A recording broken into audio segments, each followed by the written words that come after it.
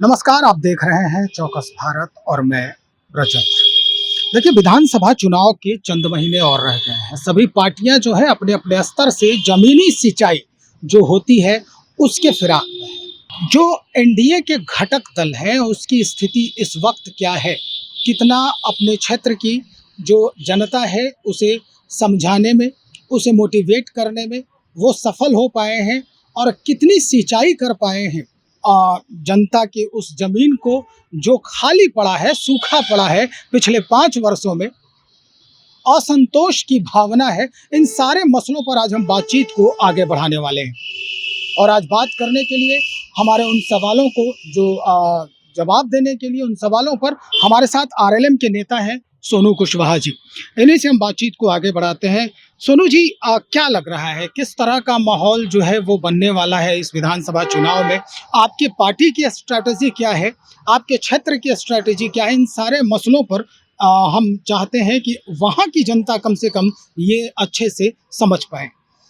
देखिए, इस बार जो चुनाव है एक अलग तरह का चुनाव निश्चित रूप से होने जा रहा है।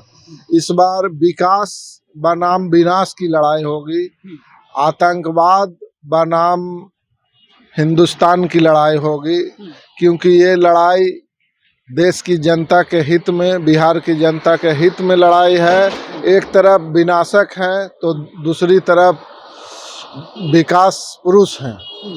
तो निश्चित रूप से यह लड़ाई नीतीश कुमार जी के नेतृत्व में फिर से नीतीश कुमार जी मुख्यमंत्री बनेंगे और 225 नहीं 235 पार करेंगे। चलिए, तो ये आपने कहा कि एक तरफ विनाशक हैं, तो भाई विनाशक जो हैं, क्या लगता है कि वो कमज़ोर हैं? जो उबारने वाले लोग हैं, जो एनडीए की बात आप कर रहे हैं, तो वहाँ से क्या उनके दल बल में कमजोरी है क्या? देखिए, ये तो नीतीश कुमार जी की मेहरबानी है कि उतना सीट आ गया, 80 सीट। अगर नीतीश कुमार जी अपना हाथ आरजेडी के या महागठबंधन के सर पर नहीं रखते तो उनका आंकड़ा 10-12 से ज़्यादा नहीं बढ़ता। क्योंकि ये बताने की ज़रूरत नहीं, सब लोग जान रहे हैं कि नीतीश कुमार जी उनको आशीर्वाद दिए। भले उनका पिता लालू प्रसाद यादव जी हों, लेकिन राजनीतिक पिता का भूमिका नीतीश कुमार जी ने निभाने का काम किया। ये नीतीश कुमार जी की सबसे बड़ी गलती है, क्योंकि उसका विनाशक का विकास का मतलब है देश में आतंक और भय का माहौल बढ़ना, बिहार में आतंक और भय का माहौल बढ़ना। ये बहुत बड़ी गलती नीतीश कुमार जी ने किया, जिसका सजा बिहार के लोग अभी तक भुगत रहे हैं। क्योंकि नीतीश कुमार जी अगर आशीर्वाद उनको नहीं देते तो वो अभी तक हमको लगता है कि सिंगापुर शिफ्ट हो गए हो, तो बिहार में तो उनकी जगह नहीं होती। अगर बिहार में राजनीतिक रूप से महत्वपूर्ण भूमिका में है, विपक्षी दल के नेता हैं, तो ये मतलब नीतीश कुमार जी का सीधा आशीर्वाद है। बड़ा महत्वपूर्ण बात आप कह रहे हैं कि नीतीश कुमार जी का सीधा आशीर्वाद है। लेकिन सोनू जी, सबसे जो अहम इस वक्त जो सबसे ज़्यादा जो बयान ट्रेंडिंग में है वो यही है तेजस्वी यादव का, कि भाई तेजस्वी हमेशा कहते हैं कि नीतीश जी तेजस्वी के विज़न के फॉलोअर हैं। मानते हैं या नहीं मानते? ऐसा कुछ नहीं है। नीतीश जी का जो 43 सीट आया था, माननीय उपेंद्र कुशवाहा जी और चिराग पासवान जी अलग लड़े थे, जिसका खामियाजा नीतीश कुमार जी को भुगतना पड़ा और तेजस्वी यादव का सीट बढ़ गया। ये दोनों अब राइट और लेफ्ट हैंड के तरह नीतीश कुमार जी के साथ कदम से कदम मिलाकर चल रहे हैं और 235 एनडीए पार करेगी और निश्चित रूप से एनडीए की सरकार बनेगी। और मैं बता देता हूं, उपेंद्र कुशवाहा जी के बारे में भी बता देता हूं, वो विजन और रीजन वाले नेता हैं। उनका कोई भी कार्यक्रम विजन और रीजन के अंतर्गत होता है। जातीय जनगणना का सवाल पर, शिक्षा सुधार के सवाल पर, आप अभी पिछले दिनों देखे होंगे बहुत सारे मुद्दा थे। जैसे मैं आपको बता देता हूं, एक तो मामला था कि जातीय जनगणना प्रधानमंत्री जी ने पास किया, शिक्षा सुधार में जो लाइब्रेरियन की बहाली हो रही है ये उन्हीं के मामला में था। डोमिसाइल नीति, उपेंद्र कुशवाहा जी ने इस पर आंदोलन भी किया। उसके बाद शिक्षा नीति, उसके बाद जो आप देख रहे हैं लगातार डोमिसाइल नीति हो गया, शिक्षा आक्रोश दिखाओ शिक्षा बचाओ, हम लोगों ने आंदोलन किया था। आप लोग देखे हो, हम लोग मुद्दा और बिहार की जनता के हित में हम लोग काम करते हैं और निश्चित रूप से माननीय प्रधानमंत्री माननीय नीतीश कुमार जी वो हमारे मुद्दों को समझकर आज बिहार में उसकी स्वीकृति दे रहे हैं विधेयक पास करके, और सारी योजनाओं का लाभ निश्चित रूप से बिहार की जनता को मिलने जा रहा है। चलिए, आप उपेंद्र कुशवाहा जी की बात कर रहे हैं। भाई, वो सधे हुए नेता हैं, बड़ा गंभीर और धीर नेता हैं, लेकिन अब स्थिति ये है कि क्या सीट के मामले में आपके नेता संतुष्ट हैं कि उतनी सीट जितना वो चाह रहे हैं, उनके जहन में है, उतनी सीट मुकम्मल तौर पे उन्हें मिलने वाली है? देखिए, बिहार की जनता के हित में यह चुनाव होगा और हम लोग सीट के लोभी बिल्कुल भी नहीं। बिहार के जनता के हित में सरकार बने, बिहार का जनमानस चैन सुख से अपना जीवन यापन करे, जंगल राज का माहौल दोबारा ना देखे, इसके लिए हम लोग काम कर रहे हैं। और हम लोग बड़े भाई छोटे भाई सभी भाई मिलकर सभी सीट 243 सीट हमारा है और सभी 243 सीटों पर राष्ट्रीय लोक मोर्चा मजबूती से चुनाव लड़ेगी। चाहे उम्मीदवार कोई भी सिंबल एनडीए का लेके आए, वो सभी उम्मीदवार को राष्ट्रीय लोक मोर्चा मजबूती से चुनाव जिताने का काम करेगा। एनडीए में भी बड़े भाई छोटे भाई का कंसेप्ट है? कोई बड़ा भाई है तो छोटा भाई नहीं। एक पिता के अगर 5 पुत्र हैं तो कोई बड़ा भाई है, उसके बाद ही कोई महिला भाई होगा, छोटा भाई निश्चित रूप से है।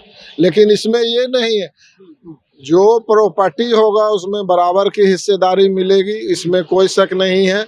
जो सरकार बनेगी उसमें सभी भाइयों को हिस्सेदारी मिलेगी। हाँ, किसी को ज़्यादा और कम मिल सकता है, लेकिन सभी लोग एनडीए के भाई के रूप में भूमिका के रूप में रहेंगे और सभी का सम्मान निश्चित रूप से सम्मानजनक होगी।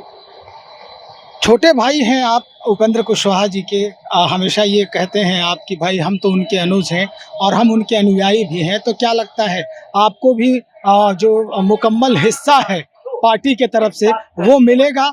आपको प्रतिनिधित्व का मौका मिलेगा इस बार आप अपने क्षेत्र के लिए?